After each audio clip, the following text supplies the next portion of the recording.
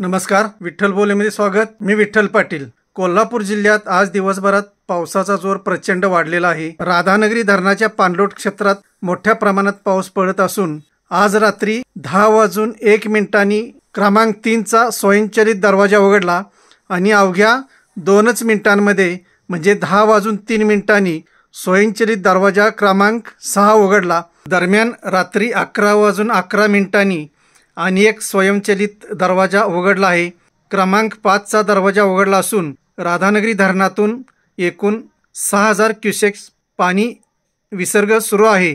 त्यामुळे पूर परिस्थिती वाढू शकते अशी शक्यता रात्री उशिरा पाटबंधारे खात्याने वर्तवली आहे।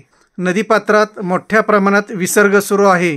याबरोबरच वारणा धरणासह जिल्ह्यातील बहुतेक धरणातून मोठ्या प्रमाणात विसर्ग सुरू असल्याने आज रात्रीत पाणी पातळीत वाढ होण्याची शक्यता पाटबंधारे खात्याने वर्तवलेली आहे।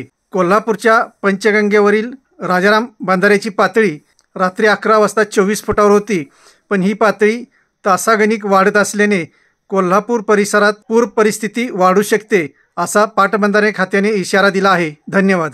असेच नवनवीन विषय ऐकण्यासाठी लाईक, सबस्क्राईब आणि बेल आयकॉनवरती क्लिक करा।